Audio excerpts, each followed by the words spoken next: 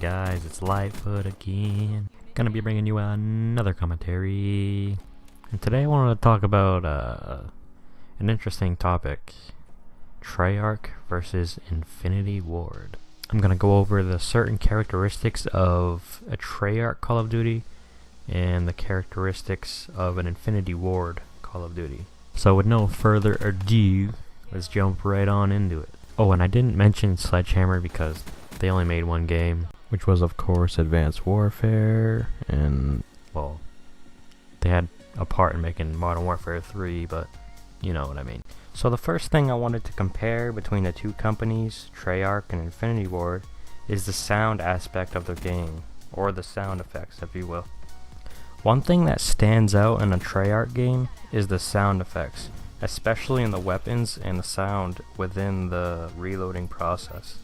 I feel that the sounds are more pure and realistic. I mean, if you listen to the CoD reloading, it sounds super realistic, along with the ICR. I mean, the ICR just sounds amazing when you reload. I just want to shoot blanks.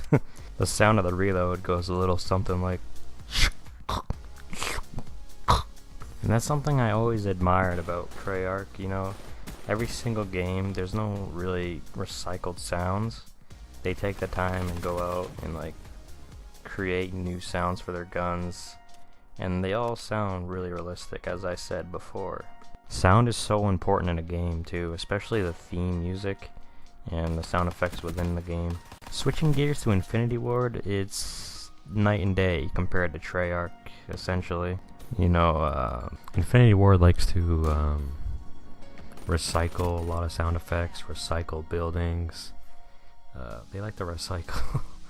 You can, when you hear a certain sound, you'll be like, oh, that sounds from Call of Duty 4, that sounds from Modern Warfare 2. And some sounds even go all the way back to Call of Duty 2.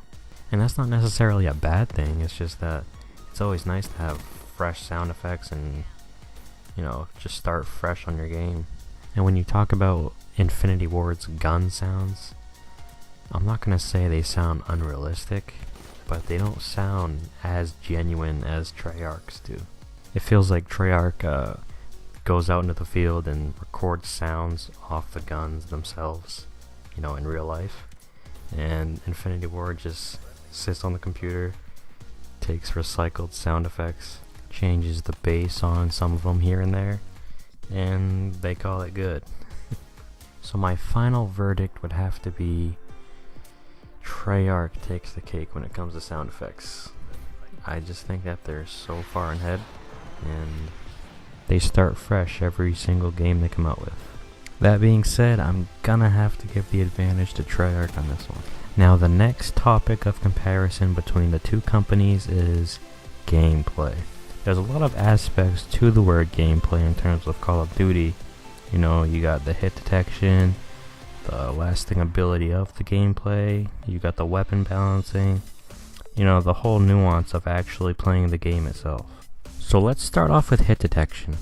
I'm gonna have to give it to Infinity Ward right off the bat, because they've consistently had great hit detection on all of their CODs. You know, Ghost had great hit detection in my mind, MW3 worked fine, and MW2's was great despite the over enlarged hitboxes. You know, it made sniping as easy as blinking. But overall, when you shot, it hit. It was that simple. There was no lapse in execution, to be honest. Now about Treyarch's hit detection, this has been one of their weak points. I'm not saying that Black Ops 3 has terrible hit detection, but there's some moments when my bullets don't hit when they should hit. Overall, Treyarch's hit detection gets the job done.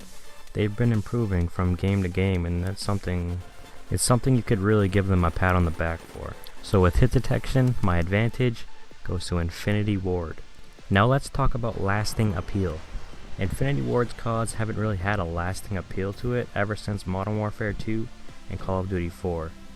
MW3 came and gone, as did Ghost, and nobody has really had the urge to go back and play them. I mean, the only time I've gone back to play MW3 was to do the 1v1s. That's about it. Those 1v1s and those 2v2 face-offs, those are probably one of the best parts about the game. Treyarch's Call of Duties have always brought that lasting appeal to them. I don't know about any of you, but I still want to go back and play World at War despite the hit detection, and I still want to go back and play the masterpieces known as Black Ops 1 and 2. To be fair though, Call of Duty 4, in my opinion, is the best Call of Duty of all time. It launched Call of Duty into the limelight, and it brought new faces from other games onto it. But it seems as though ever since fresh faces have graced the Infinity War team that the more their CODs don't stick with people and they just wash away. So when it comes to lasting appeal, I'm gonna have to give it to Treyarch. I mean, you got people wanting to play World at War still, big fans of that. You got people claiming Black Ops 1 and 2 as the best CODs. So, oh, and Connection, I just decided to not throw that in there since both companies have had big problems with it. But yeah, I definitely gotta give it to Treyarch. The next topic is weapon balancing.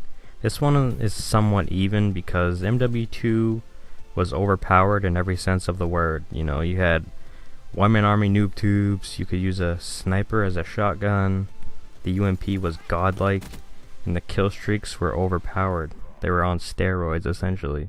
But then again, that did make the game super fun and addictive, so there's that. Looking at the weapon balancing on Black Ops 3, I mean, it's essentially pretty balanced. There's just a few guns that need a nerf and you're good. I remember on Ghosts, it really catered to about 2 to 3 SMGs as being the most dominant, and then the rest were useless. The same with the assault rifles, where it was basically just the Remington. And then you think about COD 4, where despite the noob tubes being dominant, the game was incredibly balanced. You know, every gun could get the job done. Well, maybe not the Scorpion, but hey, it was a cute little BB gun, right? Overall, I'm calling this one even. I could say Treyarch, but Call of Duty 4 had the most balance of any COD due to its simplicity, so this one evens out.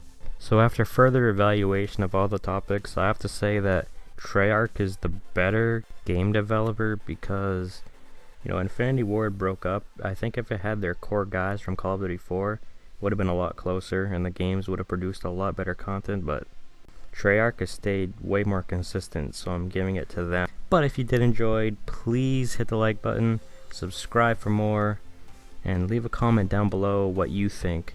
Who is the better game developer in terms of Call of Duty? Treyarch or Infinity Ward? Peace, guys.